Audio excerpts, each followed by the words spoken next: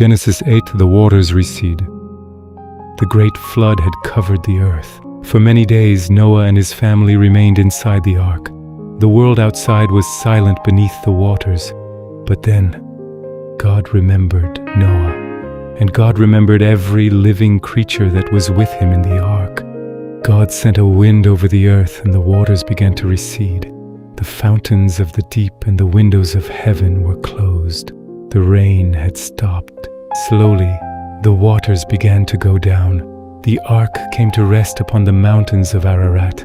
But Noah didn't leave the ark. He waited. He trusted God. The waters continued to decrease. After many days, Noah opened the window of the ark and sent out a raven. The raven flew back and forth until the waters had dried from the earth. Then Noah sent out a dove. But the dove could find nowhere to rest its feet. So it returned to Noah in the ark. Noah reached out his hand and brought the dove back inside. He waited 7 more days. Then he sent the dove out again. This time, the dove returned in the evening.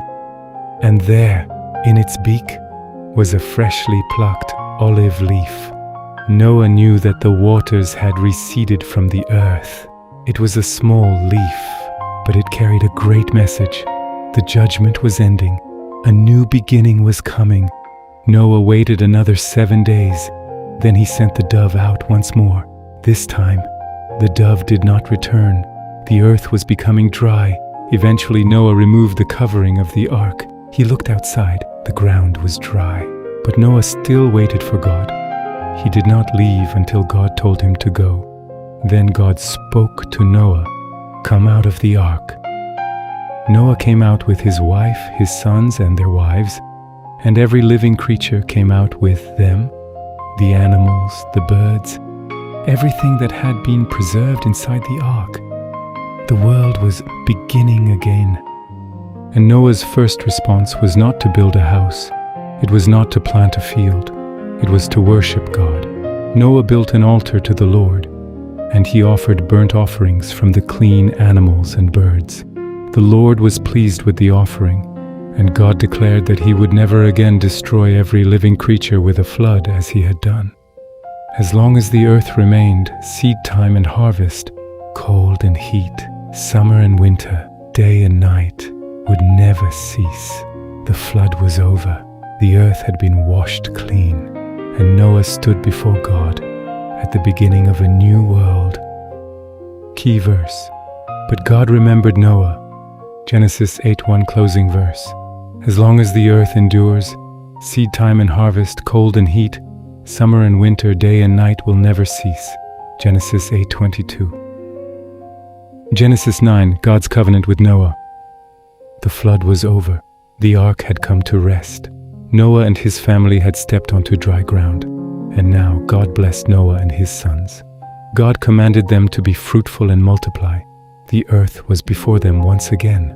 Life would begin again. God gave Noah and his sons a command: be fruitful and multiply and fill the earth.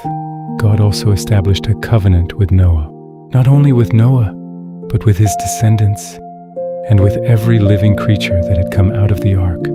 God said, "Never again will all life be destroyed by the waters of a flood." And God gave Noah a sign that would remain for generations, a sign in the sky. God said, "I have set my rainbow in the clouds." Whenever the clouds covered the earth and the rainbow appeared, God would remember his covenant. Never again would the waters become a flood to destroy all life. The rainbow became a sign of God's everlasting covenant, a sign of mercy after judgment, a sign of hope after the storm, a sign that God's promise would stand. Key verse. I have set my rainbow in the clouds, and it will be the sign of the covenant between me and the earth. Genesis 9:13. God then blessed Noah's sons, Shem, Ham, and Japheth.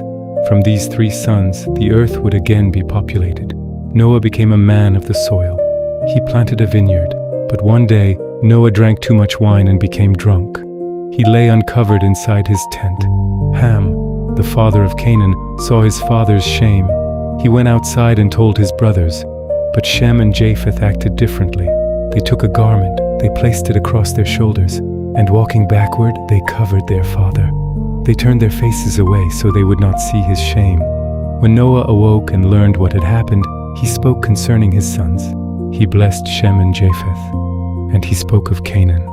Noah lived for 350 years after the flood. His entire life lasted 950 years, and then Noah died, the man who had walked with God, the man who had built the ark, the man who had survived the great flood, had finished his journey. But God's covenant remained. The earth would continue, the generations would multiply, and God's plan for humanity would continue. The storm had passed, the rainbow remained, and the story of God's promise was only beginning. Final verse. Whenever the rainbow appears in the clouds, I will see it and remember the everlasting covenant between God and all living creatures of every kind on the earth. Genesis 9:16.